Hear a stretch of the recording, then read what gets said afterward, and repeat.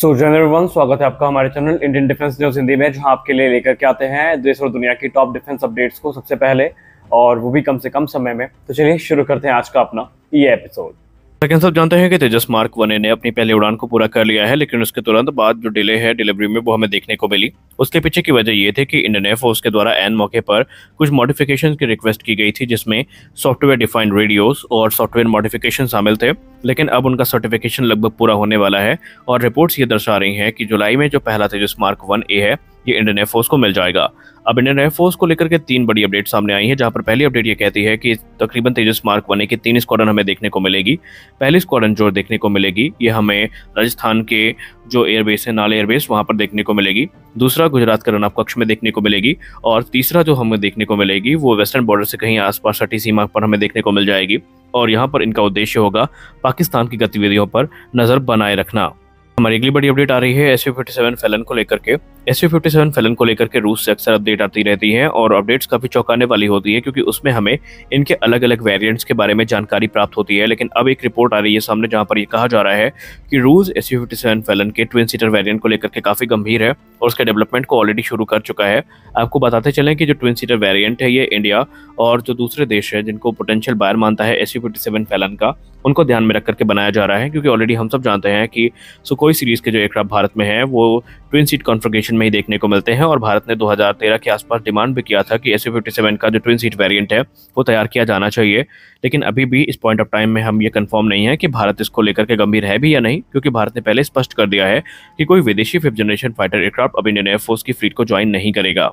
जैसा कि हम तो जानते हैं कि आज़ाद इंजीनियरिंग, जो कि हैदराबाद स्थित एक कंपनी है, इसको हाल ही में गैस टरबाइन रिसर्च एस्टेब्लिशमेंट से एक बड़ा कॉन्ट्रैक्ट मिला है, जहां पर एडवांस टर्बो गैस जनरेटर जो इंजन है वो इनके द्वारा मैन्युफैक्चर और सप्लाई किए जाने हैं। और उसके बाद से इस कंपनी को काफ़ी हद तक प्रख्याति मिली थी। लेकिन अब इस कंपनी को लेकर के एक नई रिपोर्ट आई है जो कि काफ़ी चौंकाने वाली है। ये कंपनी इस समय गैस टरबाइन रिसर्च एस्टेब्लिशमेंट के ही नहीं बल्कि जनरल इलेक्ट्रिक की नज़रों पर टिकी हुई है। जनरल इलेक्ट्रिक इस समय अपनी जो ग्लोबल सप्लाई चेन है उसको मजबूत करना चाहता है, और इसलिए वो चाहता है कि इस कंपनी के साथ मिलकर के वो जो एडवांस पार्ट्स हैं जो इंजन में इस्तेमाल किए जाते हैं उनका निर्माण करें, या क्रिटिकल स्पेयर पार्ट्स के निर्माण के लिए इस कंपनी के साथ जनरल इलेक्ट्रिक एक नए कोलैबोरेशन को फॉर्म कर सकती है। जिसका सीधा मतलब ये है कि अगर आज़ाद इंजीनियरिंग को इसमें शामिल किया जाता है तो ये हमारे लिए काफ़ी बड़ी बात होगी, क्योंकि इस कंपनी की सहायता से जो पार्ट्स का निर्माण होगा उनका इस्तेमाल न सिर्फ डोमेस्टिक यूज में किया जाएगा भारत के द्वारा, बल्कि जो दूसरे देश इंजन को ऑपरेट करते हैं उनको भी काफी ज्यादा मदद यहाँ पर मिलने वाली है। हमारी अगली बड़ी अपडेट रुद्रम 2 मिसाइल को लेकर के आ रही है। जैसे कि हम सब जानते हैं कि भारत में रुद्रम सीरीज की जो मिसाइल्स हैं इनके डेवलपमेंट को काफी फास्ट ट्रैक किया गया है। एक तरफ जहां रुद्रम 1 ऑलरेडी सुखोई 30 MKI में इंटीग्रेट की जा चुकी है और इसने अपनी कैपेबिलिटी का प्रत्यक्ष प्रमाण दे दिया है, तो इसी बीच इंडियन एयरफोर्स के सुखोई 30 MKI फाइटर जेट्स की सहायता से रुद्रम 2 मिसाइल का एक सफल टेस्ट आयोजित किया गया है, जहां पर इसने सारे मिशन ऑब्जेक्टिव को पूरा कर लिया है और जो पैरामीटर्स थे उन पर यह खरी उतरी है। और अब इसके 2 अलग अलग वेरिएंट विकसित किए जाएंगे। पहला एक एंटी रेडिएशन मिसाइल वेरिएंट होगा, जिसका टारगेट इनमें के रडार सिस्टम और एयर डिफेंस सिस्टम होने वाले हैं, जबकि दूसरा जो वेरिएंट होगा वो एक ग्राउंड स्ट्राइक वेरिएंट होगा जो एज अ बैलिस्टिक मिसाइल काम करेगा। एक हाइपरसोनिक मिसाइल होने वाली है जो कि हाइपरसोनिक स्पीड पे जाकर के एनिमी टारगेट को हिट कर सकती है, और इसे इंडियन एयरफोर्स के सभी फ्रंटलाइन फाइटर्स में हम आने वाले भविष्य में देख पाएंगे, फिर चाहे वो सुखोई 30 MKI, MiG-29 या फिर तेजस ही क्यों ना हो। हमारी अगली और चौंकाने वाली रिपोर्ट आ रही है राफेल फाइटर एयरक्राफ्ट को लेकर के। हम सब एक बात तो अच्छे से जानते हैं कि भारत राफेल फाइटर्स में जो अस्त्र मिसाइल है इसको इंटीग्रेट करने के लिए काफी इच्छुक है, और उसको लेकर के फ्रांस से लगातार वो बात भी कर रहा है। लेकिन मीडिया रिपोर्ट में अब ये बताया जा रहा है कि भारत और फ्रांस के द्वारा जो अस्त्र मिसाइल के ज्वाइंट ट्रायल है राफेल फाइटर जेट से, ये इसी वर्ष के अंत तक शुरुआत इनकी हो सकती है। हालांकि ये जो ट्रायल है ये कैप्टिव फ्लाइट टेस्ट होंगे। यहाँ पर मिसाइल को सिर्फ राफेल फाइटर में कैरी किया जाएगा, लॉन्च नहीं किया जाएगा, बल्कि जो लाइव फायरिंग एक्सरसाइजेज हैं ये अगले वर्ष से इनकी शुरुआत होने वाली है। आपको बता दें कि ये जो डेवलपमेंट हुआ है ये उस मेमोरेंडम ऑफ अंडरस्टैंडिंग को फॉलो कर रहा है जो कि 2022 में भारत डायनामिक्स लिमिटेड और डसाल्ट एविएशन के द्वारा साइन की गई थी। और इसी एग्रीमेंट के अंतर्गत अब इंडियन मिड वेपन सिस्टम का जो इंटीग्रेशन है वो राफेल फाइटर्स में आपको निरंतर होता दिखाई पड़ेगा। इसमें हमें अस्त्र मार्क 1, अस्त्र मार्क 2 और अस्त्र मार्क 3 जैसी मिसाइल्स भी आने वाले भविष्य में देखने को मिल सकती है। वहीं DRDO का जो स्मार्ट एंटी एयरफील्ड वेपन है जिसको हम शॉक के नाम से जानते हैं वो भी यहाँ पर हमें देखने को मिल सकता है, और जो एंटी रेडिएशन मिसाइल है इनका इंटीग्रेशन भी भविष्य में देखने को मिलने वाला है।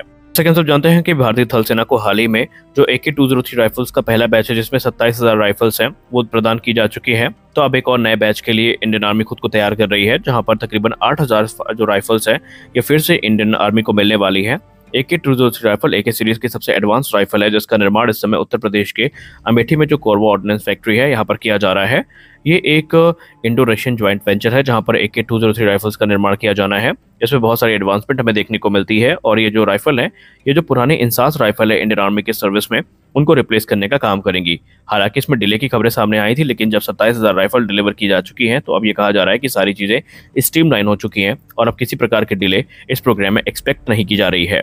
हमारी अगली और अंतिम बड़ी update advance medium combat aircraft को लेकर के आ रही है। एमका को लेकर के HAL-CMD ने कुछ महत्वपूर्ण बातें बताई हैं, जहां पर उन्होंने ये कंफर्म कर दिया है कि एमका की जो स्टेल्थ शिपिंग है ये फाइनलाइज की जा चुकी है, जो डिजाइन है ये मैच्योरिटी पर पहुंच चुकी है और जो इंटरनल सिस्टम का लेआउट है ये भी कंप्लीट किया जा चुका है, जिसका सीधा मतलब ये है कि अब जो एडवांस मीडियम कॉम्बैट एयरक्राफ्ट है ये अपने डेवलपमेंट और टेस्टिंग फेज में पहुंच चुका है, जहां पर इसके 5 प्रोटोटाइप का निर्माण ADA के द्वारा किया जाएगा और वो अलग अलग टेस्टिंग से गुजरने वाले हैं। एमका हमें 2 अलग अलग कॉन्फ़िगरेशन में देखने को मिलेगा, स्टेल्थ और नॉन स्टेल्थ। स्टेल्थ कॉन्फ़िगरेशन में ये हमें जो इंटरनल वेपन बे है उसमें हथियार कैरी करता दिखाई पड़ेगा, जबकि जो नॉन स्टेल्थ मोड है उसमें ये 6500 किलोग्राम के जो वेपन सिस्टम है इनको एक्सटर्नल हार्ड पॉइंट्स पे कैरी करता दिखाई पड़ेगा। इसमें आपको 11 से लेकर के जो 13 हार्ड पॉइंट्स हैं वो देखने को मिल सकते हैं।